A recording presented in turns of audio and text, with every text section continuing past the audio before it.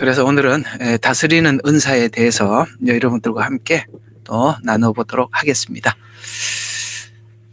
저번 시간에 여러분들에게 이 다스리는 사람들, 교회 목회자라고 이야기를 하기도 했습니다. 주요하게는 목사님이시겠죠. 또 교회에 오래 있다 보면 또 여러분들은 나름 또 중직을 맡게 되고, 또 우리 예레미야 눈물은 또 지역장도 있고 총무도 있고, 분명히 언젠가 여러분들은 하나님 앞에 어떤 일들을 맡아서 할 날이 올 겁니다. 열정으로 해야지요. 그러나 우리가 하나님의 일을 단순히 열정으로만 하는 게 아니라 하나님의 일을 하는 사람으로서 뭔가 이렇게 준비가 되어야 되겠죠. 그러니까 준비가 안 된 사람들이 뭔가를 일을 할 때 그 일의 혜택을 보는 사람들이 굉장히 마음에 불편함을 느끼게 되고, 차라리 안 했으면 좋겠다, 안 하는 게 더 낫지 않겠나, 이런 생각이 들 수 있다는 것이죠. 그런 차원에서 보면 오늘 이 다스리는 은사, 곧 리더가 되었을 때 우리가 갖춰야 될 문제점들을 살펴보고, 또 그것을 잘 갖추는 것은 참 중요하리라 생각이 들어서 여러분들과 함께 나누려고 합니다. 매일 누가 우리 성도님 중에 한 분이 매일 뭐 이렇게 할 게 그렇게 많냐? 아주 많죠. 너무너무 많습니다. 성경은 있잖아요. 이게 못 봐서 못 보는 것이지, 이렇게 성경을 보면은 하나님께서 우리가 궁금해하는 거 있잖아요. 그게 뭐든지 다 나와 있어요. 다 나와 있는데 왜 이렇게 성경이 이렇게 보다가 이렇게 잘 모르는 게 많고 이렇게 안 보이느냐면, 딱 이유는 몇 가지가 딱 정해져 있습니다. 이 구원만 받으려고 성경을 보면 안 보이죠. 이런 오늘 다스리는 은사니, 긍휼의 은사니, 예언의 은사니, 이런 거 어떻게 알겠습니까? 모릅니다. 구원만 받으려고 하는데 그런 이야기가 지나가는 걸 눈으로 캐치를 못하게 되지 않겠어요? 또 하나는 자기가 보고 싶은 것만 보려고 할 때 성경은 안 보이죠.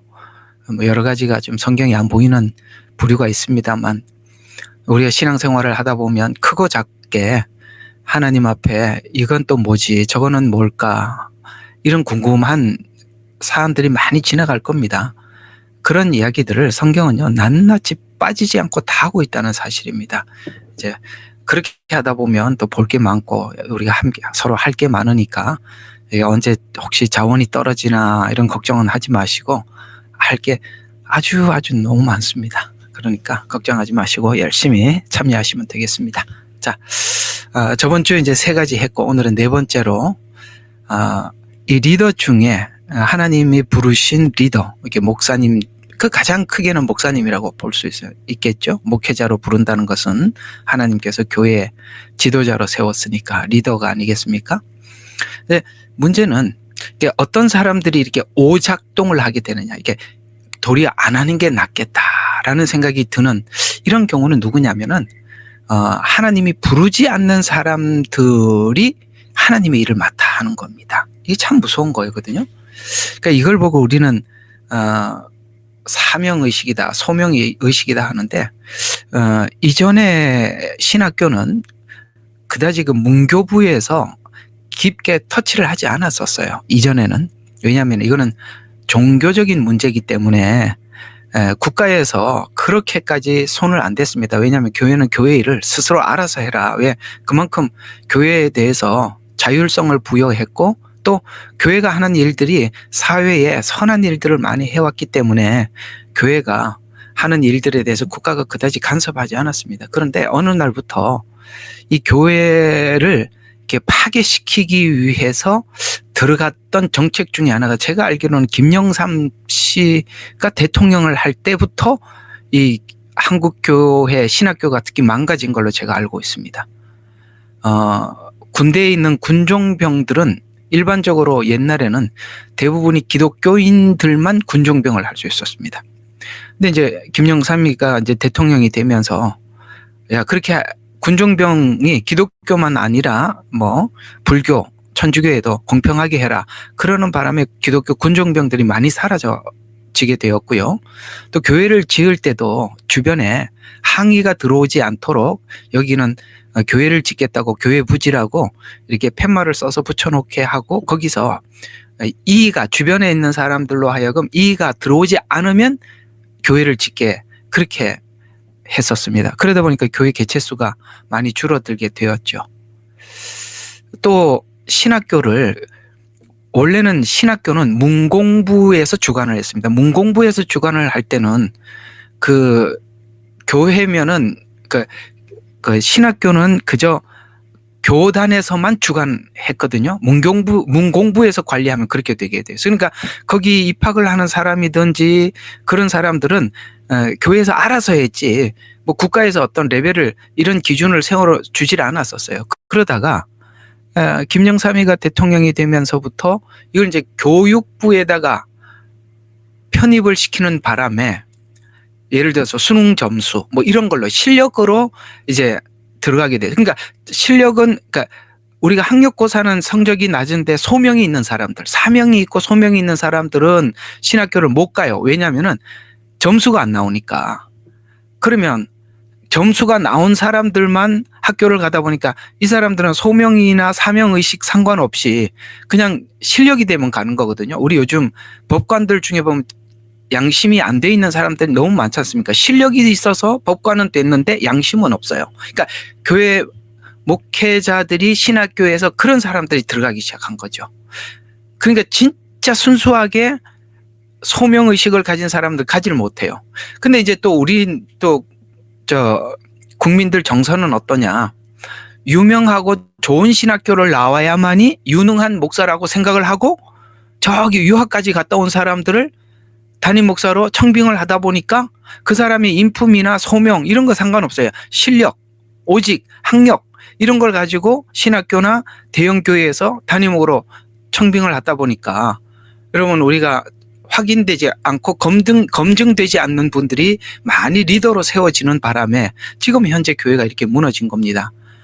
원래 기독교는 어떤 수능 점수를 가지고 여러분 주님께서 수능 점수에 따라서 소명을 주시나요? 아니죠. 하나님께서 각자의 부르심에 따라서 하나님께서 소명을 주시는 것인데 그런 것들이 파괴되는 바람에 진짜 소명의식을 가진 사람들은 목회를 할 기회가 없게 되고 그저 학력이 있고 그다음에 인맥이 통하는 그런 사람들만 이제 큰 교회나 신학교에 청빙을 받아서 간 바람에 여러분들이 지금 보고 있는 현재 교회가 이런 지금 상황을 우리가 맞이하게 된 것입니다. 이해가 가시죠? 그런 현실이라는 것을 일단은 좀 아시면 좋겠습니다. 왜냐하면 오늘 여기 리더, 담임 목사, 다스리는 은사를 가진 사람들에게는 무엇보다 가장 중요한 게 뭐냐면은 하나님이 나를 부르셨나라는 이 소명의식 이게 확인이 돼야 돼요. 그게 되지 않은 상태에서 리더로 세워놓으면은 뭐 경영적인 어떤 마인드로 실력은 좋아서 참 뭐 이제 뭐 교회도 크게 키우고 조직도 잘 짜고 그럴 수 있겠죠. 그걸 잘하는 거하고 성도들의 영혼을 돌보는 거하고는 전혀 다르지요. 어쩌면은 영혼을 잘 돌보는 사람은 이런 경영에 대해서는 굉장히 실력이 없을 수 있습니다. 그러나 우리는 자꾸 세상적인 실력이 곧 영성이다 이렇게 오해를 하는 바람에 우리는 크게 실수를 한 것 같습니다. 자, 그래서 오늘 이 하나님이 부르지 않는 사람이 하나님의 일을 맡게 되면 보통 이 다스리는 은사를 가진 사람이라고 하면 어떤 뭔가 이렇게 경영을 보면은 빨리빨리 머리가 획획 돌아가서 이거는 이렇게 처리하고 저건 저렇게 이게 굉장히 빠르다는 겁니다. 그러니까 이런 사람들이 어떤 일에 대해서 책임을 맡기면 이게 그 책임에 대해서 이게 가서 이게 책임 있게 뭔가를 하는 게 아니라 자꾸 뒤에서 후방에 서서 이게 방관자로만 보고 있을 수 있습니다. 왜 그러냐면은 이렇게 경영을 하는 사람들은 우리가 있잖아요. 뭔가 이렇게 어디를 보면 어떤 게 눈에 팍 빨리 들어오고 남들이 계산은 못하지만 빨리 이렇게 딱 파악이 되는 사람들이 있어요. 제가 중국에서 추방돼서 잠깐 나와서 어느 교회 한 6개월을 있다가 아니죠. 사이판에서 나와서 중국 들어가기 전에 한 6개월을 있는 중에 제가 어떤 특별한 한 분을 본 적이 있습니다. 이분은 어떤 분이셨냐면은 그 당시에 여러분 아시죠? 요즘도 식당을 차리면은 거의 다 성공하는 사람들이 뭐 열에 한둘이면 많지 않습니까? 거의 잘 안 되잖아요. 근데 그런 가운데서도 이분은 특별한 하나님께서 어떤 안목을 주신 것 같아요. 그래서 어떤 장사가 다 안 되는 식당의 골목을 보면 그분은 뭐가 탁 떠오르냐면은 이 골목에서는 어떤 식당을 하면 되겠다라는 이런 것들이 특별하게 다른 사람들이 못 보는 걸 잘 봐요. 그래서 거기다가 그 사람이 계획한 대로 예를 들어서 어떤 식당을 하나 차리면 거기 오는 손님 반 이상이 그 식당으로 가서 맛이 좋아서가 아니라 메뉴를 잘 정한다는 거예요. 그러니까 거기 사람들이 많이 모여요. 그리고 이건 이제 사람들이 워낙 많이 와서 잘 팔리니까 이걸 이제 팔아요. 이제 그걸 보고 뭐라 하지? 권리금을 받고 팔고 또 다른 지역에 가서 또 그런 식당을 열어서 또 팔고 계속 그런 것만 하시는 분이세요. 여러분, 그게 여러분 눈에 들어오겠습니까? 옷가게들이 다 있는데 다 망하고 있어요. 근데 이 옷가게 중에서 이 브랜드, 이 옷을 갖다 놓으면은 잘 팔리겠다라고 볼 수 있는 이런 안목은 누구나 가질 수 있는 안목은 아니거든요. 이게 바로 경영을 할 줄 아는 어떤 하나님이 주신 특별한 안목을 가지고 있는 거예요. 그게 바로 이 경영적인 안목이라고 하는 겁니다. 똑같이 교회도 설교는 엉망진창이고 복음에 대해서도 이해는 없는데 뭔가 경영적인 마인드가 탁월해가지고 교회를 세워놓고 사람들을 쫙 끌어모으고 대형 교회를 금방 이렇게 부흥시키는 분이 계세요. 제가 언제 한번 어떤 목사님한테 얘기를 한번 들었는데 자기 친구 목사님 이야기를 하시더라고요. 그 친구 목사님이 빚을 은행에서 끌어낼 수 있는 데까지 끌어내서 정말 큰 교회를 짓더래요. 성도는 하나도 없는데 참 너무 신기하지 않아요?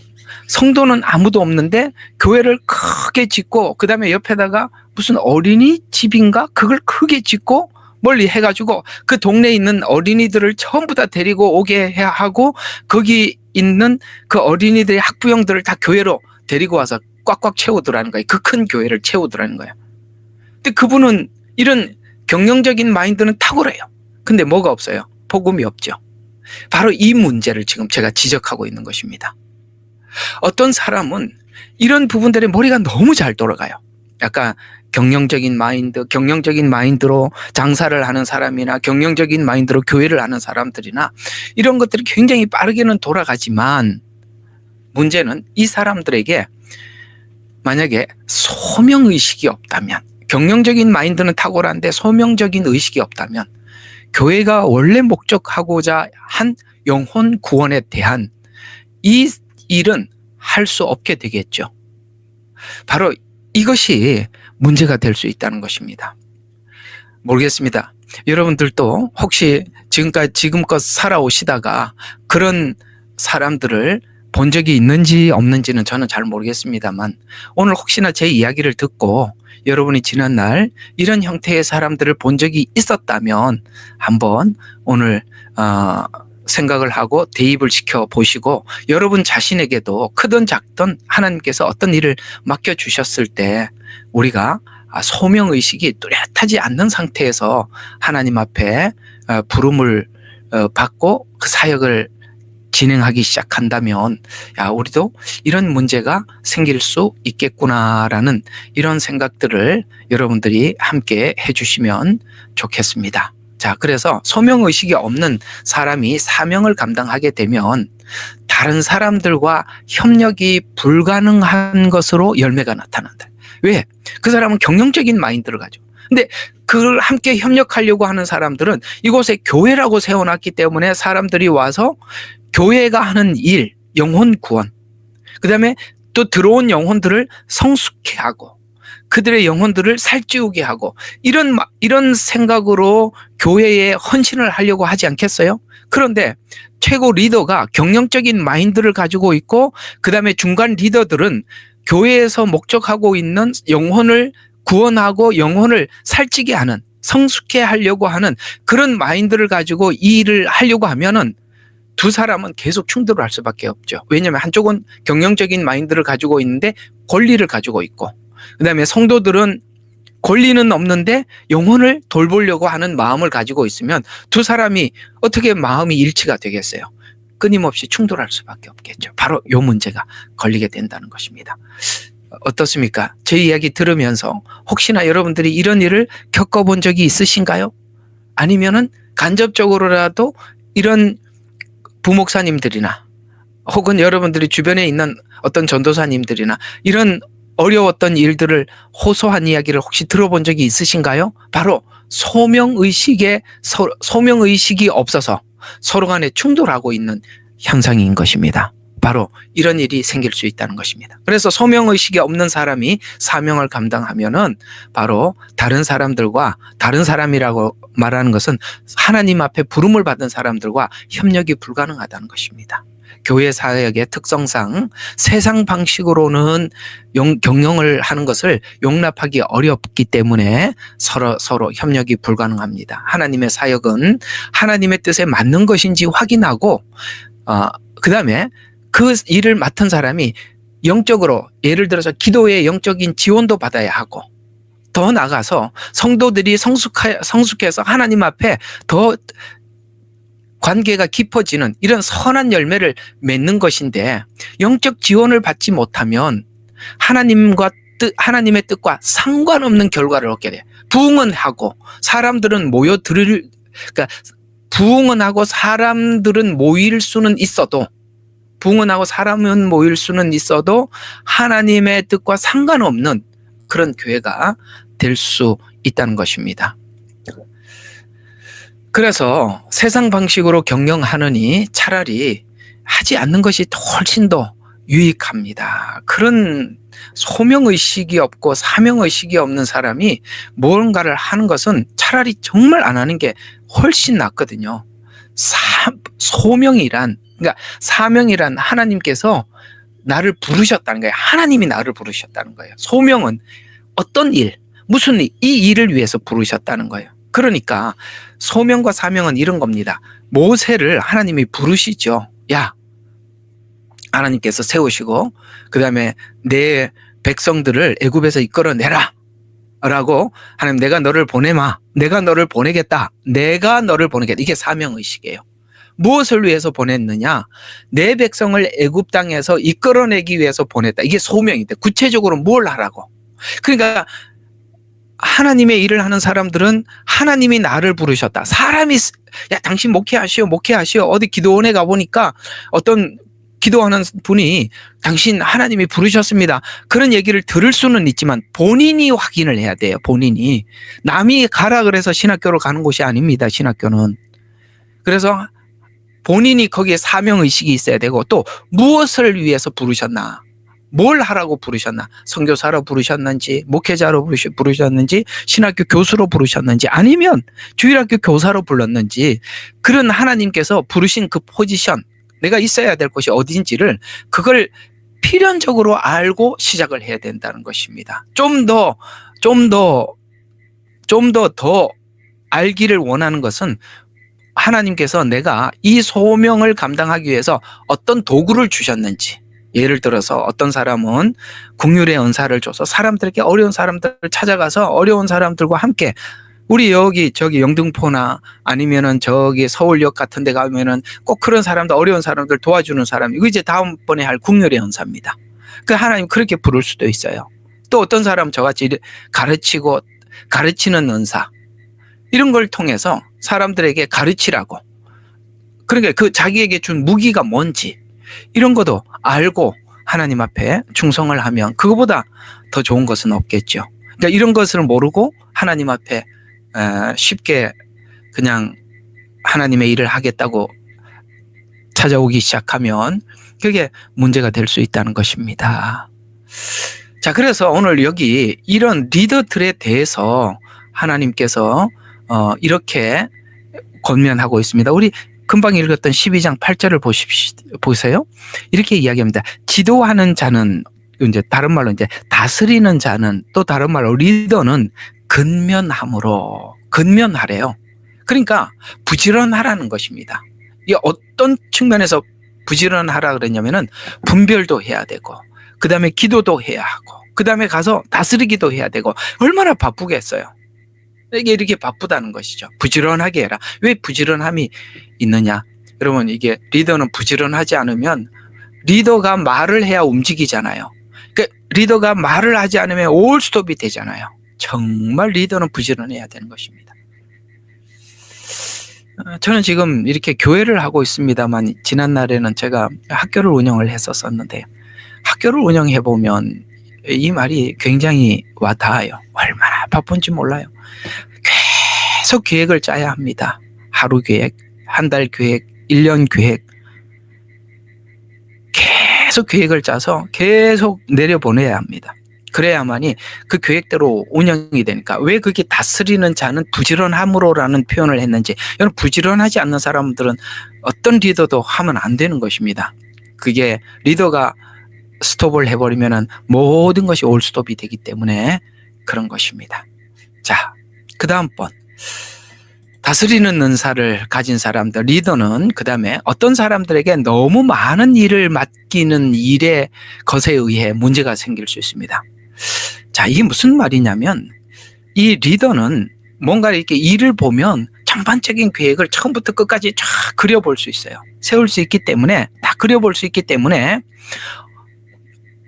이 일에 적합한 사람은 저 사람이고 저 사람이고, 이렇게 그런 걸 보인단 말이에요. 여러분, 우리도 어떤 일을 하다 보면은, 저분에게 이 일을 맡기면 잘 되는데, 그러다 보면은 그 저분에게 맡기면 되겠다라고 생각한 저분은 누구냐 이거죠. 계속 우리가 교회 일을 하다 보면 어떤 한 사람이 너무 많은 일을 해요. 어떤 분들이 이런 분들이 있잖아요. 피아노도 쳐야 되고, 성가대 지휘도 해야 되고, 끝나면 주일학교 가서 애들 또 주일학교 보살펴야 되고, 끝나면 또 차량 운행도 해야 되고, 그 다음에 끝나면 또 주방에 가서 팔과도 붙이고 막 설거지도 하고 음식도 해야 되고. 근데 교회에서 무슨 일을 하려고 하다 보면 다른 사람들은 전부 다 일머리도 안 돌아가고 일도 볼 줄도 모르는데, 그 사람은 그게 다 보이는 거예요. 그러다 보면 그 사람에게 자꾸 일을 맡기게 돼요. 그러니까 어떤 한 사람에게 자꾸 일을 집중해서 맡기게 된다는 말이에요. 그래서 이 뭔 일을 맡기려고 하다 보면은 이 다스리는 사람들이 이렇게 보면은 누군가에게 그 사람에게 맡겨야 하자가 없으니까 충성된 어떤 사람에게 일을 맡기게 되게 되는데, 그러다 보면 그 사람에게 너무 이런 말을 맡기게 된다. 예를 들어서 우리 여기도 재정을 보고 있어요.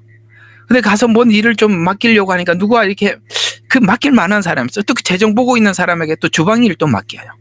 또 주방 일을 맡기는 게 그게 아니라 또 뭐가 또 만만하니까 거기다 맡겨놓으면 또 완전하니까 또 다른 일을 맡겨.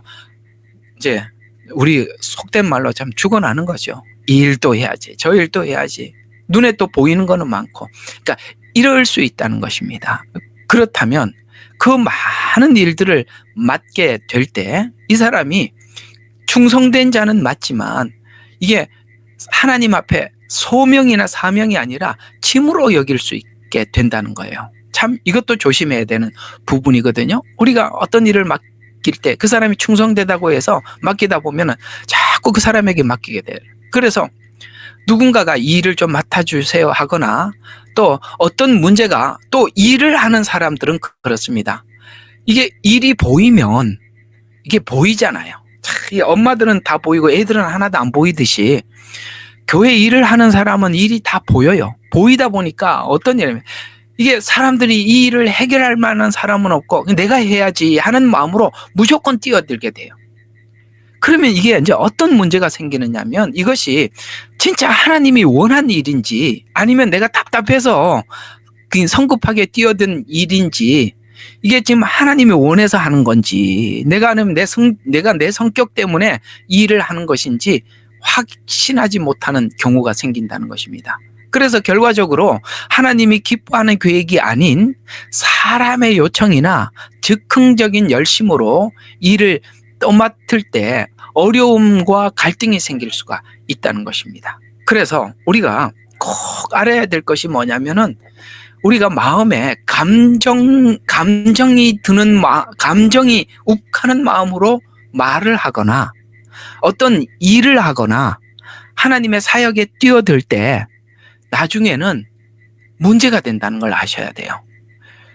우리 신학교 온 신학생들, 제가 이렇게 신학생들을 되게 많이 관리를 하다 보니까 그런 친구들이 있어요. 어느 날 은혜를 받았어요. 너무 욱하는 마음으로 하나님 앞에 그냥 너무 감성적으로. 근데 내가 이렇게 보면 하나님 앞에 부르심이 뚜렷하지는 않아. 근데 하나님 앞에 부르심은 뚜렷하지 않는데 어느 날 감정이 욱해서 복받쳐서 신학교를 온 거예요. 그러면은 제가 꼭 권면을 합니다. 야, 언젠가는 당신 자신과의 어떤 부딪힘이 올 거다. 최종적으로 정말 하나님 앞에 내가 소명을 받았는가, 사명을 받았는가라는 엄청난 갈등의 시간이 올 날이 올 텐데, 그때도 여전히 이 마음으로 잘 넘어갈 수 있다라고 생각이 든다면 신학교를 계속 다니시되, 만약에 그렇지 않다면 다시 한번 기도해보고 생각해보시라. 그렇게 얘기해야 될 만한 사람들이 있더라고요. 이해가 가세요? 예. 왜냐하면 그것이 어느 순간 욱하는 마음이 소명은 아니거든요. 어느 순간 욱하는 마음이 사명도 아니에요. 그것은 하나님과 나 사이에 분명하고 뚜렷한 하나님 앞에 확인된 소명이 있어야 되는 것입니다. 우리가 어떤 말이나 일이나 사역을 갑자기 이렇게 마음이 감정적으로 욱하는 마음으로 시작했다가 그것이 어긋나게 되는 그런 일들이 얼마나 많이 있습니까? 이런 부분들에 대해서 꼭 제가 여러분들한테 권면을 드리는 것은 어떤 일이 감정적으로 결정한 어떤 말들, 그런 후회할 말들도 많거든요. 감정적으로 욱하는 마음으로 말을 하는 바람에 완전히 돌이킬 수 없는 관계가 깨어질 수도 있고요.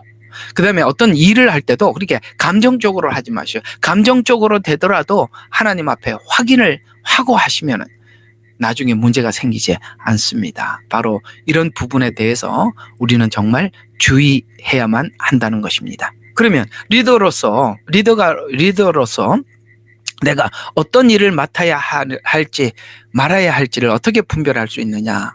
성경의 몇 가지 경고에 대해서 이 부류에 대한 성경의 조언을 한번 들어보자고요. 야고보서 4장 13절과 15절에 이렇게 말씀하고 있습니다. 들으라, 너희 중에 말하기를 우리가 거기에 가서 1년을 머무르며 장사하여 이익을 보리라 하는 자들아. 자, 내가 거기 가서 뭔가를 해서 이익을 보리라 라고 계산이 나온 사람들아.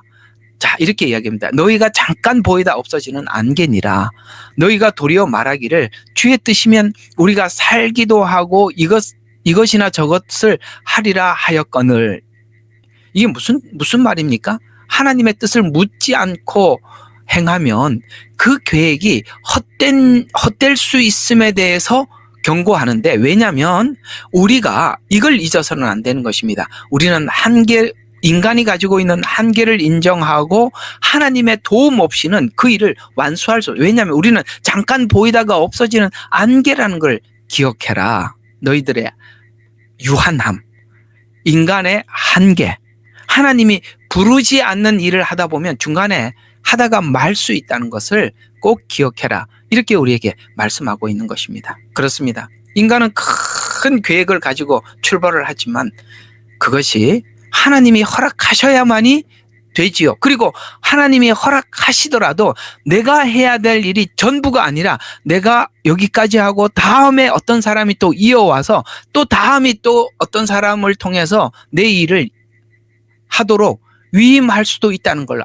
알아야 되는 것입니다. 그 일을 내가 다 하는 것이 아니라 다음에 또 다른 사람이 이어갈 수도 있다. 그걸 내가 다 해야 된다. 그런 일은 없다는 것이죠. 우리는 안개라는 거 잊지 마라. 또 사람 자체는, 계획 자체는 사람이 할 수 있지만은 최종적인 결정을 하시는 분은 하나님이시다. 잠언서 16장 9절에 이렇게 말씀하고 있습니다. 사람이 마음으로 자기 길을 계획할지라도 그 걸음을 인도하시는 이는 여호와시니라. 이렇게 분명히 말씀하고 있습니다. 그렇습니다. 우리가 아무리 계획하더라도 그 걸음은 하나님이 인도하시는 것이에요. 어디까지 인도하실지. 그 다음, 그래서 아브라함에게 하나님께서 뭐라고 계획을 말씀하셨어요? 너는 열국의 아비가 될 것이다 라고 말씀하셨는데, 하나님께서는 열국의 아비가 되기 위해서 아브라함이 하는 일은 이삭 하나 낳아주는 일이 끝이었어요. 무슨 열국의 아비입니까? 자식 하나밖에 없는데. 열국의 아비는 그 후손들이 하는 것입니다. 하나님의 계획은 무궁하고 하나님이 계속 이어갈 겁니다. 하나님께서 우리에게 이 어떤 일을 맡겨주셨다면 그 일을 하시되 하나님이 하라는 것만큼만 하라는 것입니다. 그게 사람이 마음으로 자기 길을 계획할지라도 걸음은 하나님이 인도하신다라고 말씀하고 있습니다. 리더의 은사를 가진 사람은 기획 능력은 뛰어나고 탁월하지만 그것이 곧 하나님의 확실한 뜻이 아니라는 점도 기억해야 되는 거예요. 그건 하나님께서 하나님께서 계획한 뜻 전부는 아니라는 것을 받아들이라. 또 일을 시작하기 전에 충분한 계산, 이 계산이라는 말은 야 이거 충분히 계산을 하고 할 만하면 하라는 얘기가 아니라, 여러분 이 말은 무슨 뜻이냐면은 누가복음 14장 28절과 31절 여러분 알고 있는 성경 구절인데, 이게 한번 이렇게 보시면은 이 말이 굉장히 새로운 이야기라는 걸 알 수 있습니다. 네가 분명히 끝까지 계산이 안 되면 뭐든지 하지 말라는 얘기가 아니라 어떤 이야기인지 한번 봅시다. 누가복음 14장 28절부터 31절에 보면은 너희 중에 누가 망대를 세우고자 할진데, 이게 어떤 비유냐면은 그 당시에 예루살렘 성에 이렇게 망대를 세우려고 하다가 망대를 세우다가 비용이 부족해갖고 그 하다가 중간에 우리가 흔히 말하면 이런 거죠. 어떤 누군가가 아파트를 지으려고 그러다가 중간에 돈이 떨어져 갖고 그냥 짓다가 멈춘 상태로 그냥 10년, 20년을 가는, 우리가 어떤 건물이 있다고 생각을 해봐요. 똑같은 거예요. 예루살렘에 그런 망대가 하나 있었어요. 그걸 보시고 예수님이 하시는 말씀에 너희 중에 누가 망대를 세우고자 할진대 먼저 앉아 그 비용을 계산하며 그렇지 아니하면 능히 완성하지 못하며, 또 어떤 임금이 타국 임금과 싸우러 나갈 때, 그렇죠, 전쟁을 하러 나갈 때 먼저 앉아서 당할 수 있을까 헤아리지 않겠느냐? 이게 무슨 말이죠? 성급히 책임을 맡아놓고 나중에 감당을 못해서 누구에게 손해를 끼치지 않도록 미리 충분히 준비하라고 나가라는 이런 의미인데, 어떤 원래 의미냐면은 이 질문을 너가 너 자신에게 해보라는 거예요. 그러니까 이 질문을 너가 너 자신에게 해보라는 거예요. 자, 여러분들이 하나님께서 여러분에게 예를 들어서 얘야 너 저기 아프리카 가서 선교사가 되어라. 하나님 그런 마음을 주셨어요. 계속 기도하는데 하나님 그런 마음을 주세요. 그래서 내가 아프리카 가서 선교사가 되라고 하나님이 그러시는데 순종할 마음을 다 가지고 뭘 생각해 보라는 거냐면, 오늘 여기 망대를 짓고자 하는데 비용을 생각하고, 그 다음에 싸우러 나갈 때 내가 그 적군과 싸워서 이길 수 있는지, 내가 1만을 가지고 저 2만을 대적해서 싸워서 이길 수 있는지 생각해 보라는 이 말은 충분히 다 준비하고 뭘 하라는 얘기가 아니라 우리 자신에게 뭐라고 이야기하는, 여러분 누가 하나님이 충분히 다 준비된 사람을 부른 사람이 어디 있습니까? 아무도 없어요. 예, 설교를 성경을 다 볼 줄 알고 성경을 다 볼 줄 알고 난데 설교하라고 하나님이 그렇게 해야 되면 여기 설교할 사람이 누가 있냔 말이에요. 아무도 없어요. 저 아프리카 가서 그 사람들하고 들어가자마자 그 사람들하고 조금도 이렇게 이질 없이 살아갈 수 있고 그들과 마음껏 소통할 수 있는 언어를 준비해서 가서 선교하는 사람이 어디 있냐고요. 가서 적응하고 가서 언어 배우고 그렇게 하듯이, 그 얘기가 아니라 네가 네 자신에게 물어봐라. 네가 아무리 어렵고 극한 상황이 오더라도 하나님께서 나를 부르셨다, 이 일을 위해서 부르셨다라고 내가 확신을 하면 시작하라는 거예요. 여기서 질문을 하라는 이야기는 네가 네 자신에 대해서 질문을 하라는 것이지 모든 거 준비해놓고 시작하라 이런 말이 아니라는 거예요. 아시겠어요? 준비해놓고 시작하려고 그러면 아무도 목회하지 할 사람이 아무도 없고 설교할 사람이 더더욱이나 아무도 없습니다. 누가 성경을 꿰뚫어 보겠습니까? 이 바울 같은 사람이 어디 있어요?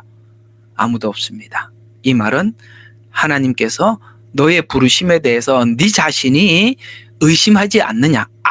어떤 위기가 오고 어떤 상황이 오더라도 그 부르심과 하나님 앞에 그 소명과 사명의식이 그 어려운 난관들을 네가 충분히 극복할 만한 준비가 되어 있느냐. 이런 질문입니다. 어떻습니까? 그게 준비가 되면 해야죠. 그게 준비되어 있으면 하는 것입니다. 또 하나, 우리가 하나님 앞에 이런 부분들에 대해서 정말 준비해야 되는 것 중에 하나, 귀한 교훈이 하나 있어요. 사무엘 하 6장과 역대상 13장에 어떤 사건이 나오느냐면 다윗이 언약궤를 옮기는 사건이 나오지 않습니까?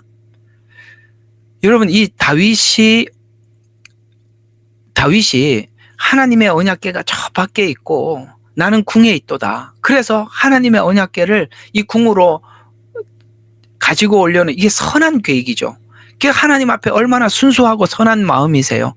우리가 하나님 앞에 저 영혼을 구원하러 가려고 하는 거 얼마나 선한 마음이에요. 마음은 선하지요. 근데 여기서 어떤 문제가 있었습니까? 다윗은 하나님의 언약궤를 옮기려는 선한 열정을 가지고 있었어요. 그러나 하나님이 정한 방식이 아니라, 하나님이 정한 방식은 뭐였냐면, 원래 언약궤를 옮기기 위해서는 모세오경에 보면 레위인 제사장이 그 언약궤를 제사장이 메어서 옮기라고 분명히 그렇게 말씀하셨어요. 그러니까 이 원칙을 깨버리고 그저 자기 방식으로 좋은 수레를 만들고 새 수레를 만들어서 어떻게 합니까? 거기다가 수레에다가 법궤를 올리고 갔다가 소가 뛰는 바람에 법궤가 그 수레에서 떨어지는 것을 보고 이 충성스러운 우사가 이거를 그럴 수는 없으니까 가서 법궤를 붙잡다가 어떻게 했습니까? 하나님께서 분명히 이 법궤를 보면 죽는다고 했듯이 우사가 그 자리에서 죽어버립니다. 무슨 이야기입니까? 아무리 선한 동기라도 하나님이 정한 절차에 따라서 하라는 거예요. 아무리 급해도 하나님이 정한 방식대로 하라는 거예요. 이해가 가세요? 아무리 부흥이 급해도, 아무리 뭐가 급해도 하나님이 정한 방식대로, 아무리 성도들이 빨리 안 자라나도 성숙하지 못해도 빨리 자라라고 독촉하지 말라는 거예요. 그러면 거짓으로 자란다고요. 하나님이 정한 방식대로. 때로는 사람들이 미끄러질 날이 있는 거고, 그 다음에 어느 날 회복하는 날이 있을 것이고, 그런 일들을 반복하는 것을 힘들어도 볼 수 있어야 되는 거예요. 스스로 잘할 수 있도록 계속 기다려줘야 돼. 빨리 안, 내가 이렇게 설교하고 이렇게 하는데도 왜 안 자라? 그리고 질책하기 시작하면 사람들이 잘한 척 거짓으로 위장을 하기 때문에 그것이 부작용을 낳는다는 것입니다. 오늘 이 다윗이 열정도 있었고 동기도 순수하고 선했지만 방법이 잘못되어서 충성스러운 사람 하나를 죽이죠. 우사가 죽게 되는 겁니다. 저는 이 부분을 사람들에게 이렇게 설명을 해줘요. 담임 목사가 잘못된 목회를 보여주면 부목사를 죽이는 겁니다. 부목사가 나중에 그걸 보고 저러면 안 되는데 하다가 나중에는 부목사가 그런 상황이 오면 옛날에 담임 목사가 했던 방법을 그대로 동원을 해서, 요즘 그렇게 바른 담임 목사 아래 바른 부목사가 나타나는 거예요. 이해가 가시죠? 바로 그런, 이게 다윗이 했던 큰 실수 중에 하나였죠. 또 리더로서 책임감과 방관 사이에 균형을 가져야 된다라는 것입니다. 책임감과 방관 사이에서 균형이란, 다스리는 은사를 가진 사람은 체계적이고 책임감이 강하기 때문에 잘못된 것을 방치하지 않으려는 성향을 가지고 있어요. 그러나 우리가 이걸 책임감 때문에 빨리 뭐를 하려고, 조금 전에 말씀드렸던 그겁니다. 책임감 때문에 빨리 결과를 보려고 하다가 보니까 가서 재촉하는 바람에 사람을 위선하게 만들고 방관하고 그냥 내버려 둠으로 인해서 그 시간이 지나서 그것이 잘못된 틀이 완성되도록 내버려 뒀어다. 잘못된 버릇을 빨리빨리 초기부터 교정해 들어가면 참 좋을 텐데, 그것이 시간이 지나면 그게 나중에 교정하기가 굉장히 어려워져요. 그러니까 책임감과 방관, 이것을 그 시간을 놓치지 않도록 조심해야 한다라는 이야기가 된다는 것입니다. 또 하나님의 뜻과 사람의 요구 사이에서 분별을 잘해야 된다는 겁니다. 이것이 정말 사람들이 대중이 원하는 것이 곧 하나님이 원하는 것인가? 여러분, 성도들 모두가 원하는 게 하나님이 원하는 건가요? 예를 들어서 이런 겁니다. 교회는 민주주의 방식에 의해서 다수결에 의해서 움직여야 하는 것입니까? 아니면 모두가 원치 않더라도 하나님의 뜻이면 해야 되는 겁니까? 여러분, 여기에 이 말을 듣고 아마 여러분들이 이렇게 대답을 하면 아멘입니다. 목사님, 그걸 질문이라고 하세요? 그게 어떻게 교회가 다수결에 의해서 움직이는 겁니까? 다수결의 의사가 다 하나님의 의사입니까? 그렇게 생각하면 고맙습니다. 그렇습니다. 교회는 성도 모두가 원하는 것이 곧 하나님이 원하는 것은 아닙니다. 우리 모두가 원치 않더라도 하나님이 원하면 우리 모두 다 하나님의 원함에 반응을 해드리는 것이 교회죠. 왜요? 교회 주인은 주님이시니까요. 그래서 오늘 이게 하나님의 뜻이냐 사람의 뜻이냐에 대한 이 관계에 대해서 분명한 분별을 가져야만이 리더는 된다는 것입니다. 사실 사람들은 편한 걸 요구하죠. 자기들이 쉬운 걸 요구하죠. 어쩌면 우리가 신앙생활하면서 모두 다 느끼는 감정이 뭡니까? 하나님의 뜻을 행하고 하나님의 뜻을 따라 살아간다는 것은 많은 대가를 지불해야 하고 불편하다는 걸 우리 모두 다 경험했었을 것입니다. 이와 같이 우리가 편한 것은 대중의 뜻일 수 있고 불편한 것은 하나님의 뜻일 수 있습니다. 리더는 사람의 뜻과 하나님의 뜻에 대해서 잘 구별할 줄 아는 것을 가져야 하는 것입니다. 이것을 갖지 못했을 때 그 리더가 모두를 잘못된 방향으로 이끌어 갈 수 있다는 것입니다. 자, 그다음 6번째로 유능한 일꾼들이라면 심각한 오류나 문제가 있는 것에 대해서 눈을 감아줄 수 있는 약점이 있다는 것이에요. 그렇게 해서는 안 된다는 거예요. 나하고 친하고 무슨 일을 맡겨도 충성되이 잘하는데 일은 잘하는데 다른 말로 인격이 못됐어요. 인격이 문제가 많아. 하자가 많아. 일은 잘해. 여러분, 세상은 그런 사람이 필요할 수 있어요. 그 사람 도덕성이야. 그 사람 문제고 일만 잘하면 되지. 그건 경영적 마인드지요. 세상 경영은 그래요. 유능해. 일은 잘해. 그런데 인격적으로 하자가 있어. 상관없죠. 그냥 자기 회사에 유익을 주면 되니까. 여러분, 이 지능적인 도둑놈들이 얼마나 나쁜 놈들입니까?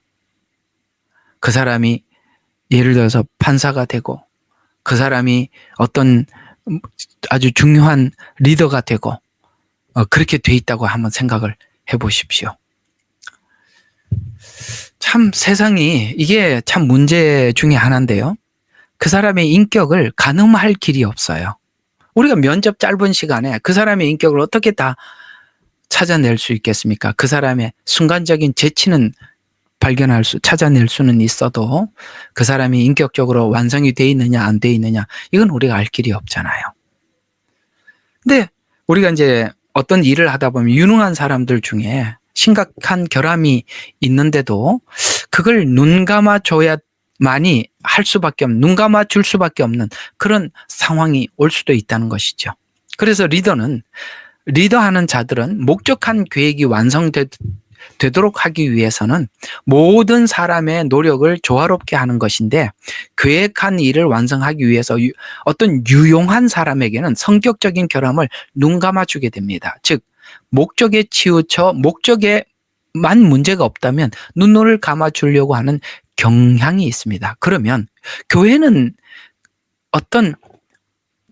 원래는 우리가 교인들 500명을 채운다. 그 다음에 그 7년이 지나고 난 뒤에는 700명을 채우고 그 다음에 10년이 지나면 1000명을 채운다. 이런 목적을 가지고 있는데 누군가가 그걸 잘 채워주고 있어요. 여러분, 교회가 사람들의 숫자를 많이 채우면은 부흥입니까? 영혼 구원을 그만큼 한 겁니까? 교회만 오면 다 구원받는 겁니까? 그건 아니지 않습니까? 교회는 사람들이 하나님과 인격적으로 만날 수 있도록 도와줘야 되는 곳이에요. 사실은 교회 데리고 오는 것보다 그 사람이 주님과의 깊은 만남을 갖게 하도록 인도하는 일이 훨씬 더 작업이 복잡하고 깊고 긴 시간이 걸려요. 그게 참 중요한데, 그죠?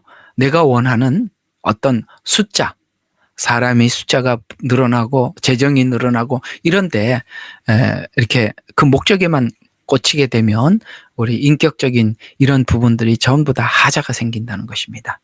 그래서 리더는 자기의 프로젝트나 사역 목표를 달성하기 위해서 매우 유능한 일꾼들이 필요하죠. 그런데 그 일꾼에게 심각한 성격적, 도덕적 문제, 예를 들어서 거짓말 한다든가 교만하다거나 폭언을 한다든가 어떤 탐심이 있어서 그 어떤 자기 욕심을 채우는 것이 있음에도 불구하고 자기 목적을 달성하기 위해 어쩔 수 없다면서 방치하거나 눈 감아주며 넘어가게 되면 결과적으로 교회의 일은 눈에 보이게 추진은 할 수는 있으나 도덕적이고 영적인 손실을 이걸 해결할 길이 없어요. 교회가 한번 이렇게 더러워지기 시작하면 이걸 깨끗하게 회복시키는 데는 너무너무 힘들어요. 차라리 사람의 숫자가 안 보이더라도 교회가 그 거룩함을 유지하는 것에 모든 에너지를 쏟아야 되는 거예요. 그러니까 숫자는 보지 않는 게 좋아요. 그저 거룩함을 유지하는데 모든 총력을 쏟아야 되는 것입니다. 그런데 유능한 어떤 사람이 그 사람이 교회에 엄청나게 유능해요. 근데 그 사람이 이런 하자가 있게 되면 정말 문제가 많은 거거든요. 우리는 얼마 전에 그 어디죠? 무슨 교회야? 통합 측의 어떤 총회장. 우리 정말 세상 모두에게 웃음거리 준 거 아니겠어요? 그 교회에 있는 권사님하고 이렇게 불륜을 하고 그걸 어떻게 또 카메라에 찍어가지고 유튜브에 다 나오고 세상에 그 어느 총회장쯤이나 된 사람이 그게 할 짓이냐 이 말이에요. 아마 그는 유능해서 총회장으로 세웠을 겁니다. 실력이 있어서. 근데 보세요. 인격적으로 이렇게 하자가 있지 않습니까? 사람은요, 참 무서운 게 뭐냐면 높은 위치에 올라가면 높은 위치에 사람들에게 칭찬을 받고 사람들에게 이렇게 칭찬을 받고 높은 위치에 올라가면 사람이 금방 교만해져요. 그걸 사람들이 관리하고 견뎌낼 사람이 정말 많지 않습니다. 하나님 앞에 특별하게 정말 죽음을 넘나드는 훈련을 겪고 삶과 죽음이 의미가 없어진 사람만이 교만을 해결할 수 있어요. 하나님, 저는 살아도 그만, 죽어도 그만, 있어도 그만, 없어도 그만, 저 그런 게 문제 없습니다. 여러분, 우리가 하나님 앞에 그런 과정을 넘어온 사람들이 얼마나 귀한지 아십니까? 그게 정말 귀한 거고 엄청난 훈련을 넘어온 겁니다. 그러니까 우리는 그런 훈련을 넘어오지 않았던 사람들의 그런 문제점들을 우리가 얼마 전에 그렇게 본 거예요. 우리가 그 세상에 드러난 그 사람이지만 여러분, 총회장이 된다는 것은 탁월한 리더십을 가지고 있기 때문에 된 겁니다. 그 목사님들 다 탁월한 리더십을 가지고 있는데 그중에 총회장으로 섰다는 것은요, 엄청난 사람이에요. 근데 인격적으로 얼마나 문제가 있고 하자가 있습니까? 바로 이런 문제에 대해서 성경은 이렇게 지적을 하고 있어요. 마태복음 7장 17절과 20절 그 사이에 이런 말씀이 있어요. 좋은 나무가 나쁜 열매를 맺을 수 없답니다. 분명히 말하고 있어요. 좋은 나무가 나쁜 열매를 인격을 봐라. 좋은 나무인지 그래서 나쁜 나무가 좋은 열매를 맺을 수 없다라고 이야기하는 겁니다. 그렇습니다. 일을 맡기는 게 중요하고 유능하고 무능함이 중요한 게 아니라 그 본성이 인격적으로 성숙하냐 성숙하지 않느냐, 이게 훨씬 더 중요하지 않은 겁니다. 그래서 이 조직의 성과가 좋아 보이더라도 외적인 열매가 좋더라도 그 사람의 내면적인 열매가 나쁘다면 장기적으로 문제가 생길 수 있다. 이게 이제 고린도전서 5장 1절과 6절에 있는 그 문제를 지적한 겁니다. 고린도전서 5장 1절과 6절에 보면 고린도 교회에 심각한 문제들이 있어요. 예를 들어서 근친상간에 문제가 있었어요. 근친상간이라는 말은 그 당시에 계모인 어머니를, 계모라도 어머니잖아요. 그런 근친상간을 묵인하고 있었어요. 이 고린도 교회가. 바울은 이런 죄를 방치하면 결국 교회에 큰 악영향을 준다고 강하게 권면을 하고 비판을 했었어요. 그런 것처럼 개인의 죄나 문제를 교회가 눈감아 주는 것이 결코 사랑도 아니고 공동체 유익도 아니라는 사실입니다. 제대로 다루지 않으면 앞으로 더 큰 문제가 생긴다. 그래서 바울이 이 문제를 강하게 지적을 하고 한 것입니다. 이런 비슷한 이야기가 구약에도 있죠. 바로 여호수아서 7장의 아간의 범죄 이야기입니다. 아간이 전리품 중에 일부를 몰래 숨겨서 죄를 지었을 때 온 이스라엘 백성들이 전쟁에 패하고 고통을 겪었습니다. 이건 뭘 이야기하느냐? 공동체 한 사람의 잘못이라 할지라도 제대로 다루지 않고 넘어가면 결국 공동체 전체에 큰 해악을 준다는 것입니다. 그래서 교회 내에서 심각한 죄를 고의적으로 지속하는 경우 공개적으로 책망을 해야 될 일이 있다면 책망을 하라고 이야기하는 거예요. 왜냐하면 죄가 더 이상 번지지 않도록, 사람들이 이 죄를 가지고 가지 않도록 이것이 분명히 죄라는 것을 인식시켜 주라는 거예요. 이상하게 사람들이 거룩해지는 데는 굉장히 오래 걸려도 죄가 묻어서 쫙 교회에 누룩처럼 퍼지는 데는 순식간이에요. 그렇기 때문에 이런 문제들을 엄격하게 다루라. 디모데전서 5장 20절에 보면 범죄한 자들을 모든 사람의 앞에 서서 꾸짖어 나머지 사람들을 두려워하게 해라. 이게 어떤 사건이냐? 바로 사도행전의 아나니아와 삽비라 사건이에요. 여러분, 아나니아와 삽비라는 그 앞에 있는 많은 사람들이 은혜를 받아서 자발적으로 어려운 사람들을 도우라고 자기 땅도 팔고 집도 팔아서 사도들 발 앞에다 두었어요. 그랬다가 어떤 사람이 생겨요. 나도 그렇게 해서 사도들에게 칭찬을 받아야지, 사람들에게 시선을 받아봐야지 하고 아나니아 삽비라가 그렇게 했는데, 놀랍게도 아나니아 삽비라뿐만 아니라 제2, 제3, 제4의 아나니아 삽비라가 준비되고 있더라는 거예요. 그래서 하나님께서 아나니아 삽비라의 목숨을 그 자리에서 모든 사람들이 보는 앞에서 거두어 드림으로 아간을 하나님께서 그 죄를 그 자리에서 공개적으로 처리함으로써 더 이상 이 죄가 확장되지 않도록, 하나님은 그만큼 교회는 확장되는 게 하나님의 목적이 아니라 거룩을 유지하는 게 하나님의 목적이라는 것을 리더는 알아야 된다는 것입니다. 이해가 가십니까? 그렇게 중요한 것입니다. 교회가 거룩해지는 것. 그래서 왜 그렇게 자꾸 이런 부분들을 용납하게 되느냐? 결과에만 치우치는 위험성 때문에 그렇습니다. 자꾸 이렇게 교회가 부흥이라는 목적만 가지고 가게 되면 이런 위험에 노출되게 될 수 있다는 것입니다. 또 시정과 책망에 대한 책임입니다. 우리가 공동체 안에서 심각한 죄나 결함이 발견되고 나면 부드럽고 사랑의 마음으로 권면하지만 필요하면 그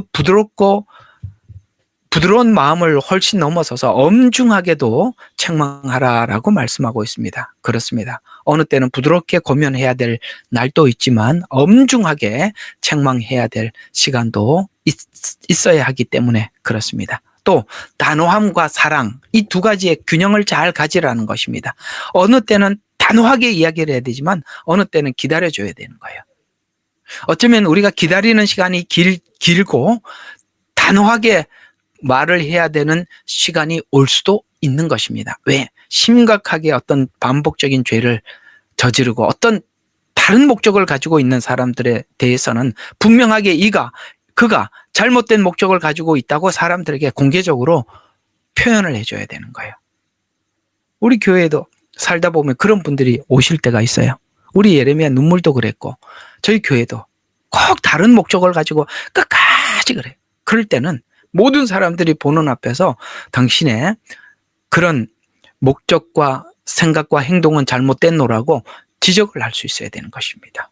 그렇지 않으면 다른 사람들이 저렇게 해도 되는가 보다 라고 오해를 할 수가 있게 돼요. 단호함, 그 다음에 사랑, 이 사이에 균형을 잘 가지고 우리가 사랑하고 기다려줄 때는 끊임없이 기다려줘야 하지만, 그러나 그 부정직한 음흉한 계획이 드러날 때는 모든 사람들에게 분명하게 공포를 해요. 그래서 마태복음에도 그렇게 말씀하고 있죠. 한 사람이 찾아가서 권면을 해라. 안 되면 두세 사람이 가서 권면을 해라. 그래도 안 되면 교회에 공포를 하고 이방인처럼 여겨라. 이렇게 말씀하고 있는 것입니다. 자, 그 다음 이 다스리는 은사를 가진 사람들이 또 많은 사람들에게 비난을 잘 견디는 능력을 가지고 있어요. 우리 저번에 다스리는 은사를 가진 사람들은 많은 비난을 스스로 잘 감수하는 능력이 가지고 있는 것이 장점이 될 수도 있고, 오늘 여러분들에게 단점이 될 수도 있다는 부분을 좀 설명을 해드리려고 하는 것입니다. 지금은 이제 문제점들을 다루고 있는 거니까요. 이게 무슨 말이냐면, 누가 무슨 말을 해도 이게 다 이런 게 뭔가 리더들은 사람들이 너무 많은 비난을 받고 그래요. 여러분, 리더가 된다는 것은 모든 사람들에게 공개적으로 자기를 드러내는 거예요. 근데 인간은, 여러분, 뉴스가 오늘 이런 잘못된 사람이 있더래요, 이런 도둑놈이 있더래요, 이런 나쁜 짓을 했더래요, 이런 뉴스를 하니까 뉴스가 돌아가는 거예요. 만약에 오늘 누가 이렇게 선한 일을 했습니다, 이런 착한 사람이 있었습니다, 누가 물에 빠지는 사람들을 구해냈습니다, 정말 어려운 사람들을 이렇게 자기 자선 사업을 했습니다, 이런 뉴스를 하면 그 방송국은 금방 문을 닫습니다. 왜요? 인간은요, 사람들의 선함을 자랑하기보다는 사람들의 악함을 자랑하는 것에 익숙하기 때문에 그렇습니다. 그러다 보니까 리더가 되면 너무나도 많은 사람들로부터 이런 공격을 받고 저런 공격을 받고 공격에 익숙해 있어요. 그래서 누가 무슨 말을 해도 벌써 좋은 말을 해도 나를 공격하는구나, 이런 생각을 하게 된단 말이에요. 이게 정말 나쁜 말을 하는 사람들이 하는 말을 견딜 때는 장점이 되지만, 좋은 건설적인 의견을 제시하는 사람들의 말도 그렇게 생각하면 그게 역작용이 된다는 것입니다. 자, 그래서 이 다스리는 자들은 완성이 되도록 하기 위해서는 수많은 반발을 견딜 수 있는 능력이 있어요. 그러나 그들은 이런 것이 너무 지나쳐서 그들과 함께 일하는 사람들의 근거 있는 제안들, 중요한 제안들에 그것을 그냥 불평으로 생각하면서 무시하며 견디면 안 된다는 겁니다. 문제는 이 말을 하는 사람들도 그걸 아셔야 돼요. 리더들, 특히 목회를 하다 보면 아주 많은 사람들이 이렇게 반발심에 의해서 하는 말들을 많이 듣게 돼요. 왜 그렇게 해요? 왜 그렇게 하십니까? 어떤 사람은 설교까지, 왜 설교를 그렇게 하냐, 왜 성경을 그렇게 해석하냐, 이런 것까지 공격을 받으면 여러분, 설교하고 난 뒤에 설교할 마음이 사라지거든요. 근데 그걸 추스리고 반발을 견뎌내니까 추스리고 가서 또 설교하고 또 그 얘기 듣고, 이런 일들이 계속 반복되다 보면 누가 무슨 말을 하러 오면 전부 다 나한테 공격한다고 생각을 하게 돼요. 근데 그걸 아시고 여러분들이 권면을 하시고 그 어떤 좀 건설적인 이야기를 할 때는 참 이게 말을 하는 기술이거든요. 상대방이 이런 상처가 있다는 걸 알고 정말 그걸 감안을 해서 말을 해야 되는데, 그냥 자기는 이게 좋은 건설적인 거니까 그런 걸 거르지 않고 말을 해요. 그러니까 문제는 아무리 내용이 건설적이고 내용이 좋아도 말하는 방법이 나쁘면 꽝이라는 거예요.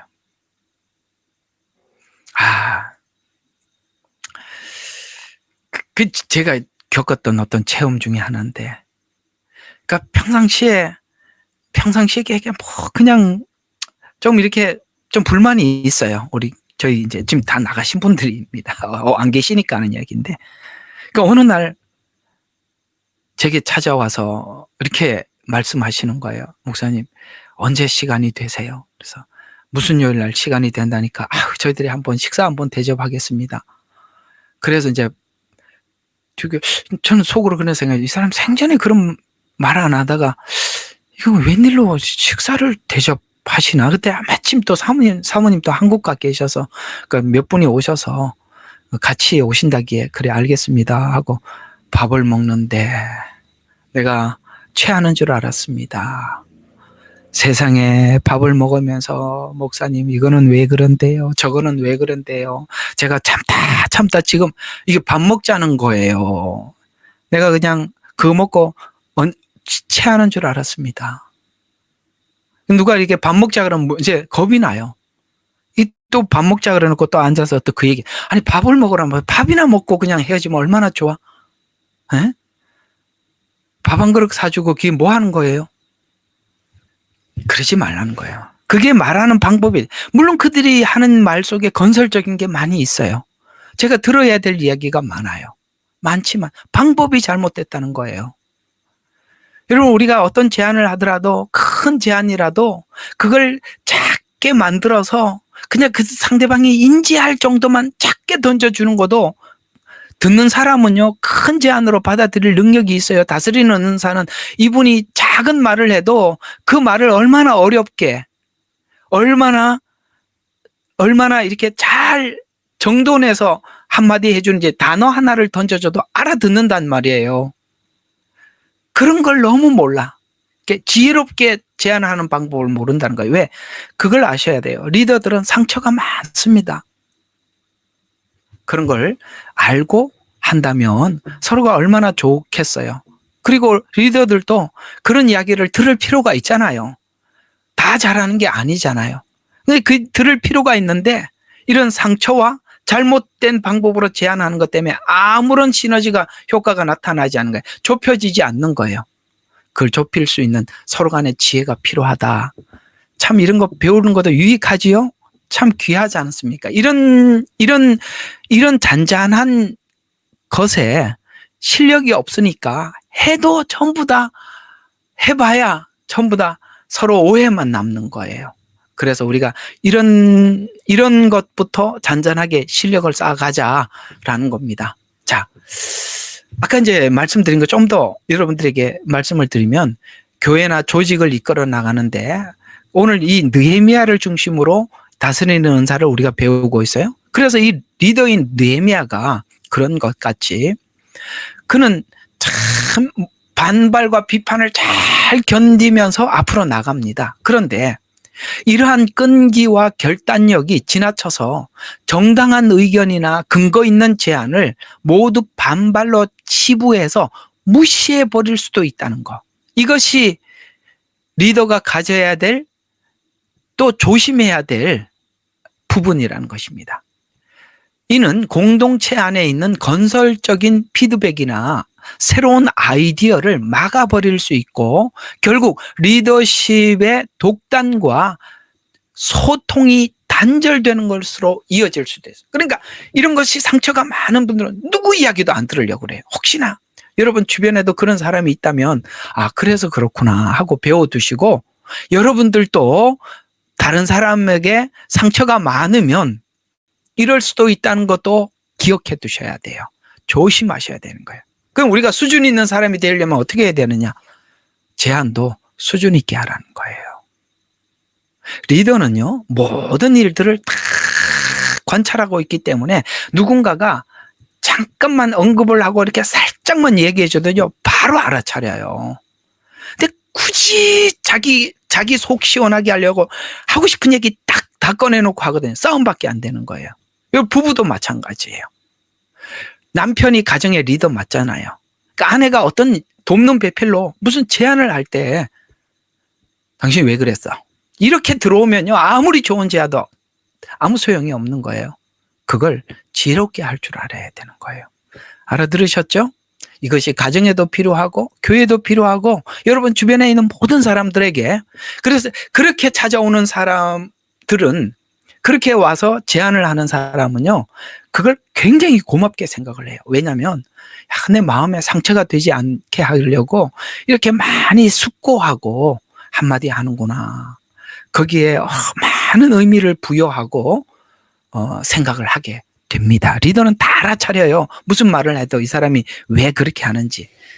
해보세요. 오래 해보면 다 압니다. 재미있죠? 오래 해보면 다 알아요. 여러분들이 글자 하나 올려도 속에 뭘 가지고 하는지 압니다. 왜? 평생 그걸 했는데 왜 모르겠어요? 자, 그래서 성경은 리더가 타인의 목소리를 어떻게 듣고 반응해야 하는지를 이렇게 가르쳐-주고 있어요. 또 성경의 우리 조언을 한번 살펴볼까요? 잠언서 12장 15절입니다. 미련한 자는 자기 행위를 바른 줄로 여기나. 이게 독재자를 이야기하는 겁니다. 나는 바르다. 이렇게 눈 가리고 아웅하는 식으로 그렇게 자기는 바르다 이렇게 생각합니다. 이게 교만하거든요. 참 무서운 거예요. 교만한 지도자들은 그렇습니다. 그러나 지혜로운 자는 권고를 듣느니라. 권고를 작은 말 속에서도 그래. 이게 내가 지금 하자가 있구나. 여기 내가 문제가 있었고 내가 이걸 보지 못했구나. 금방 알아차린다니까요. 진짜 리더들은 바로 알아차려요. 자, 그 다음에 출애굽기 18장에 보면 이드로의 조언을 모세가 잘 듣지요. 모세가 백성들의 크고 작은 문제를 혼자 재판하던 중에 과도한 업무로 지치고 있었습니다. 이를 본 장인 이드로는 천부장, 백부장, 50부장, 10부장을 세워서 분담하라고 조언을 합니다. 이드로가. 그때 모세가 그 조언을 수용함으로써 완전히 자유를 얻었습니까? 정말 자유를 얻었잖아요. 백성도 모세도 모두가 큰 유익을 얻게 되었습니다. 중간 리더들은 경험을 쌓기도 하고 그 다음에 그 복잡했던 그 안에 그 문제들이 순식간에 해결이 되었습니다. 이렇게 좋은 제안들을 모세가 지금까지 백성들이 얼마나 상처를 많이 받았어요. 그 상처만 생각하고 있었더라면 이 제안을 못 받아들였을 텐데 성경은 모세가 온유가 뭡니까? 지면 위에 승하였더라. 역시 겸손한 사람은 이 말을 들을 수 있더라 라는 것입니다. 또 하나의 예가 있습니다. 열왕기상 12장에 르호보암의 잘못된 선택에 대해서 솔로몬의 아들 르호보암은 백성들이 요청을 하지요. 세금을 적게 내게. 아버지가 너무 이렇게 해서 사람들이 너무 힘드니까 세금을 적게 거두십시오. 그 다음에 부역을 좀 완화시켜 달라고 그래야만이 당신이 이 왕정을 치리해 나가는데 어렵지 않을 것입니다 라고 요청을 했었어요. 그걸 무시하잖아요. 여러분, 이 조언이 참 중요한 조언이었습니다. 그것을 무시했더니 불만이 있는 백성들을 모아서 여로보암이 북이스라엘로 가버렸어요. 이게 무슨 이야기입니까?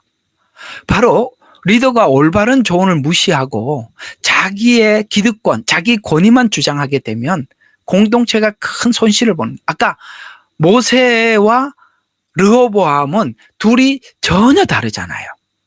앞에 모세는 그 제안을 받아들여서 모두가 편하고 자유를 얻었어요. 그러나 르호보암은 이러한 잘못된 결정으로 인해서 그 공동체가 나눠지는 그런 안타까운 상황을 맞이하게 되었습니다.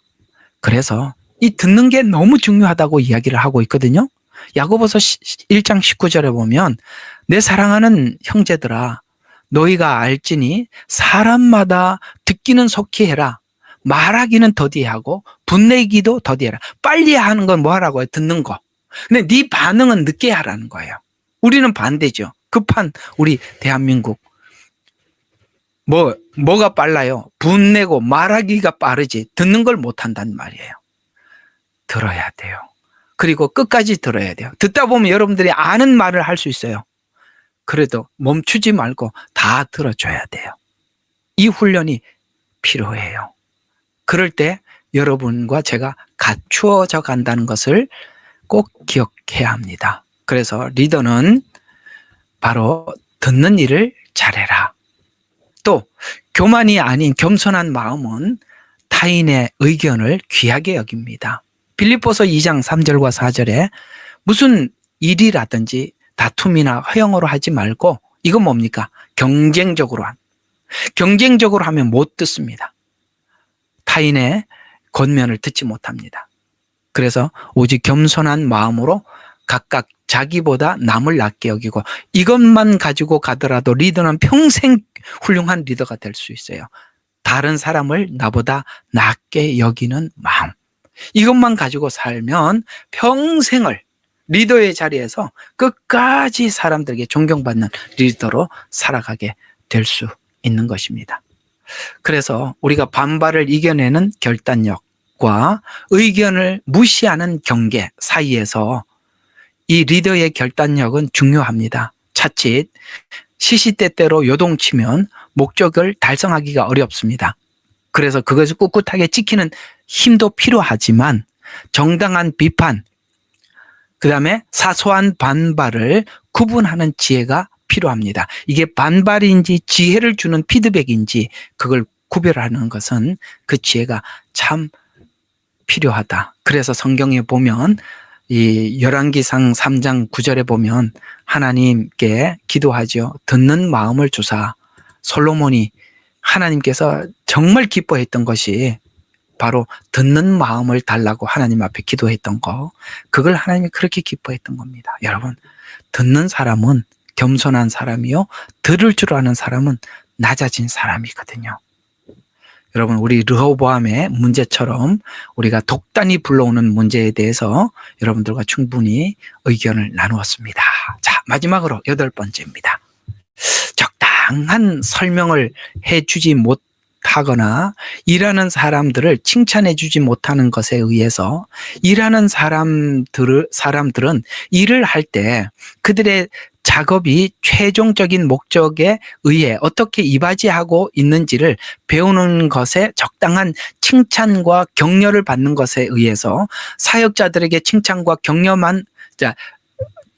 격려. 여러분, 이게 무슨 말이냐면 어떤 일을 하는 사람에게 그 사람이 칭찬과 격려가 얼마나 그 사람이 가지고 있는 재능을 계속 쏟아놓을 수 있는 힘이 되고 에너지가 되는지 리더는 너무나도 잘 알아서 사람들이 뭘 하는 일 앞에 계속 가서 칭찬을 하고 격려를 해준단 말이죠. 그런데 문제는 사역자들에게 칭찬과 격려만 한다면 확인과 점검을 하지 못해서 발전을 하지 못한다는 거예요.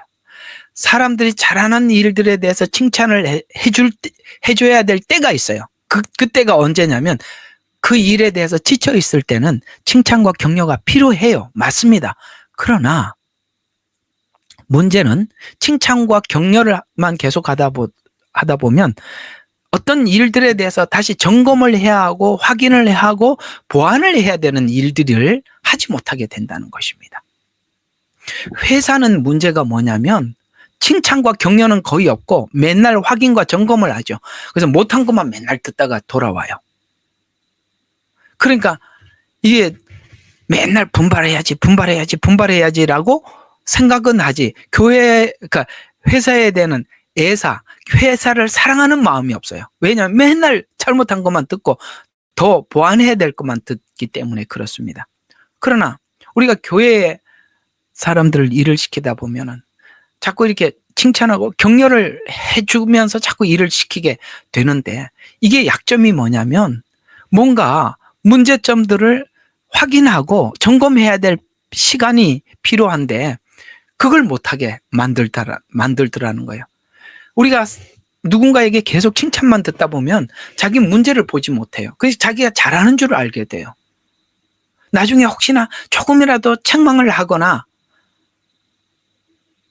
그렇게 하면 또 이렇게 시험에 들어요. 그러니까 여러분 그런 게 다 서로 간에 필요하다는 걸 아셔야 됩니다. 성경을 보면 하나님 때로는 격려하기도 하시지만 때로는 하나님께서 많이 책망을 하시기도 합니다. 그건 성경이 그렇게 말씀을 하고 있지요. 그렇습니다. 우리가 성경이 책망과 칭찬만 있는 게 아니라 칭찬과 격려만 있는 것이 아니라 대부분이 책망이 많다는 것도 알으셔야 되는 것입니다. 그런 것처럼 우리가 그런 쪽에만 사람을 계속 일을 시키자, 재능을 기부하게 하자라고 해서 자꾸 그렇게 칭찬과 격려만 한다면 그 사람이 잘하지 못한다는 거 아셔야 합니다. 또 하나는 리더 혼자만이 전체적인 그림을 이해하고 있지 말고 그 중간에 있는 리더들에게도 큰 그림을 함께 나누어서 공유할 수 있어야 되는 것입니다. 예를 들어서 여러분들이 예레미야 눈물 방은 어떤 방이에요? 라고 묻는다면 저하고 김 집사님만 알아서는 안 된다는 거예요. 여러분들도 아셔야 돼요. 예레미야 눈물 방은 이렇게 뭐 이런 방입니다. 라고 우리가 그걸 알아야 되는 것입니다. 이 방이 가지고 있는 장점이 무엇이고 어떤 목적을 가지고 하고 있으며 우리가 어떻게 모였고 어디를 향해서 가고 있는지에 대해서 알아야죠. 예를 들어서 어떤 사람들이 이제 이런 질문을 많이 받았었어요, 저번에. 지금 이게 사람들이 온라인 예배를 드림으로 인해서 저기 그 모두 모이는 예배에 오프라인 예배에 못 나가도록 막고 있는 것이 아니냐, 이런 질문을 우리가 여러분들도 아마 받게 되고 저도 많이 들었어요. 한두 분에게 들은 게 아닙니다. 그런 게 아니라 지금 현재 가난한 교인들, 그들이 여기 와서 은혜를 받고 여기서 정착해서 우리가 또 다른 앞으로 미래에 모일 수 없는 지경이 분명히 그런 날이 올 겁니다. 그 날을 우리가 미리 준비를 하고 경계하고 그 훈련을 하기 위해서, 그리고 수많은 미혹이 난무한 이때 우리가 성경 말씀을 다양하게 인식을 하고 이해를 해서 교묘하게 숨어 들어오는 이단을 분별해 나가고, 그래서 매일 성경 공부를 하고 그 다음에 이런 온라인 예배를 드림으로 인해서 미래에 교회가 이렇게 오프라인 예배가 닫힐 때를 대비하고, 이해가 가십니까?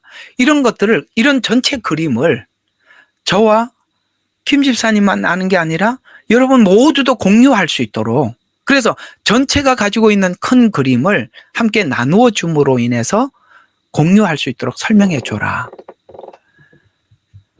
그래서 사역이나 프로젝트의 의미와 목적이 충분히 설명해 주지 않으면 동역자들, 중간에 있는 함께하는 동역자들이 느끼는 어려움은 자신이 무엇을 위해서 왜 함께 사역을 하고 있는지 의문이 들 수가 있다는 것입니다.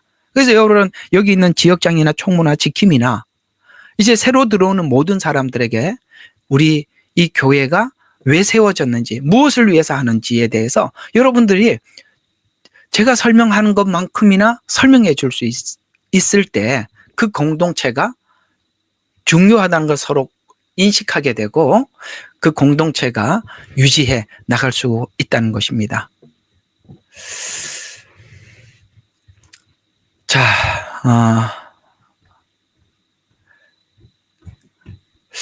이제 뭐 특별히 더 해야 될 게 있나 하고 보면, 이거 하나 더 보죠. 한 두 개 말씀을 하나 여기에 빗대어서 우리가 함께 나누어야 될 말씀은 데살로니가전서 5장 11절에 이렇게 말씀하고 있습니다.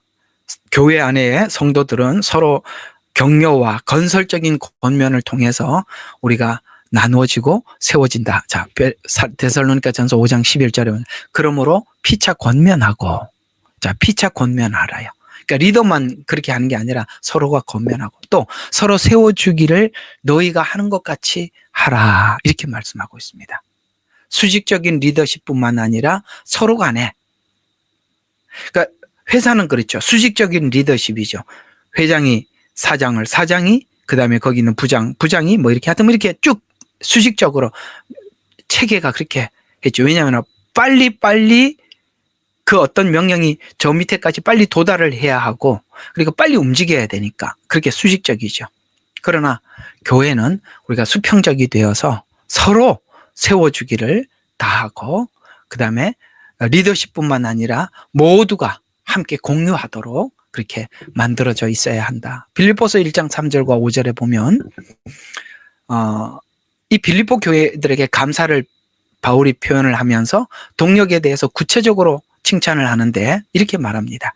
내가 너희를 생각할 때마다, 그러니까 빌립보 교인들을 생각할 때마다 하나님께 감사하며 쭉쭉쭉 지나가서 너희가 첫날부터 이제까지 복음 안에서 교제함을 인함이라.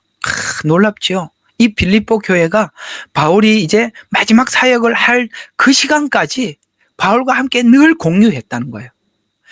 여러분, 우리가 다 그렇게 좀 같이 살고 주님 오시는 그날까지 그렇게 살았으면 참 좋겠어요. 이 빌립보 교회, 내가 아무개 누구를 이름을 이렇게 떠올릴 때마다 참 하나님 앞에 감사한다. 이렇게 만나게 된 거 너무 바울도 빌립보 교인들 생각할 때마다 감사하고, 빌립보 교인들도 바울을 여러분들, 저도 여러분을 생각할 때마다 참 감사하다. 내가 저분 만나서 이렇게 고맙구나. 너무 귀한 분 만났구나. 이런 생각도 들어야 되고, 여러분들도 저를 만나서 참 감사하다. 고맙다. 이런 생각이 들었어요. 그럴 때 복음 안에서, 이게 교제는요, 필연적으로요, 복음 밖에서 교회는 교제가 안 돼요. 이상하죠? 저는 이 교회가 가지고 있는 이상한 점이 하나가 뭐냐면, 교회를 함께, 그 같은 교회에서 같이 신앙생활을 할 때는 마치 진짜 하나 된 것 같이 서로가 그렇게 느껴져요.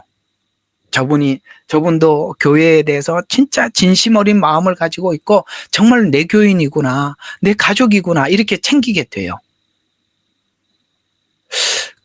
그런 생각을 가지고 이렇게 같이 하다가 나갈 때는 진짜 모진 말 한마디 하고 원수처럼 말을 하고 가서 두 번 다시 연락을 하지 않아요. 나는 그게 정말 이해가 안 가요. 왜 교회가 그렇게 해야 되죠? 있을 때는 가족같이 서로가 대하고 있다가 돌아서면 이렇게 남남일 수가 없어요. 부목사가 다음에 담임 목사를 찾아가는 그런 관계가 돼야죠. 돌아서고 나면 두 번 다시 보기 싫은 사람이 되거나, 그 교회에 빠져나오고 나면 두 번 다시 발길하고, 이름도 거명하고 싶지 않는, 원수같이 생각하고 있는, 이건 참 희한한 문화인 것 같아요. 왜 그런지, 그 뭔가가 복음 안에서 단단히 잘못된 겁니다. 오늘 이 빌립보 교인과 바울 사이에 끊임없이 끈끈한 이 관계를 가지고 있는 것은, 복음 안에서 교제를 하면 그런 일이 없어요. 여러분, 우리가 옛날에 만났던, 우리 같이 신앙생활했던 성도들이 지금도 함께 있어야 되는 거예요. 예를 들어서 자기가 목회를 하고 지나왔던 그 흔적 있는 이런 교회인들, 그들이 지금도 그 목사님 참 감사해요. 지금도 언제든지 함께 만나고, 참 그게 되어야 하는 거예요. 참 감사하죠. 저희 교회도 이렇게 워킹홀리에 오면 여기 1년 워킹홀리 비자를 연장을 하면 2년 있게 돼요. 이렇게 같이 신앙생활을 했던 우리 그 청년들 한국 가면 다시 찾아와서 인사하고 가요. 그러니까 우리가 교회가 그래야 되지 않겠어요? 복음 밖에서 하면, 돌아서면 남남이 되지만, 복음 안에서 교제를 하면 영원히 하나가 된답니다. 자, 오늘 이야기들을 한번 정리하고 이제 다스리는 은사, 이거 하면서 여러분들도 언젠가 이렇게 다스리는 사람이 될 수도 있고, 또 여러분들도 언젠가는 여러분들이 많은 교회 리더들을 봐왔으리라 생각을 합니다. 또 여러분들도 언젠가는 리더가 되겠죠. 우리가 전체를 그림을 쭉 그려보면, 이제 오늘 이 조언들이 여러분들에게 큰 좀 뭐가 되었으면 좋겠습니까? 어떤 신앙의 에너지가 되어서 좀 더 품이 있는 그런 하나님의 사람으로 다가서는 날이 있기를 바랍니다. 이거 하면서 아마 내가 봤던 리더 중에 이런 하자가 있구나라는 생각도 들었을 테고, 내가 리더가 되면 이런 부분을 조심해야 되겠구나. 교회의 리더가 되든, 아니면 직장에서 어떤 리더가 되든, 아니면 가정의 리더가 되든, 어떤 일을 하든지 오늘 이 말씀을 여러분들이 좀 잘 보충을 하신다면 어디를 가도 참 훌륭한 리더십을 보여줄 수 있게 되고, 또 빛이 되고 소금이 되는 그런 삶을 살아갈 수 있으리라 생각이 듭니다. 오늘 여기까지 하고 다음 주에는 긍휼의 은사입니다. 긍휼의 은사는 여러분들이, 제가 볼 땐 여러분들은 다 그런 마음이 있어요. 참 예수님의 긍휼이 가지고 있어서 누가 이렇게 어려운 사람 보면 눈물을 흘리고 안타까워하고, 그게 또 진심인 분들이 참 많아요. 누가 긍휼의 은사를, 긍휼한 마음을 가지고 있는지, 또 이 긍휼의 은사를 가진 사람들이 뭘 조심해야 하는지 다음 시간에 여러분들과 함께 나누도록 하고, 다스리는 은사 이 4시간 했습니다. 마치겠습니다. 기도하겠습니다. 하나님, 오늘 또 이 저녁에 리더, 곧 다스리는 은사가 가진 사람들이 조심하고 주의해야 될 몇 가지를 함께 나누어 보았습니다. 아버지 하나님, 이 내용들을 그저 듣고 지나가게만 하지 마시고, 하나님 정말 삶에 잘 적용을 시켜서 좀 더 품이 있는 성숙한 우리 성도님들이 다 되도록 하나님 그 발걸음과 그 마음 또한 주관하여 주시옵소서. 또 감사드렸고 예수님 이름으로 기도드렸습니다. 아멘.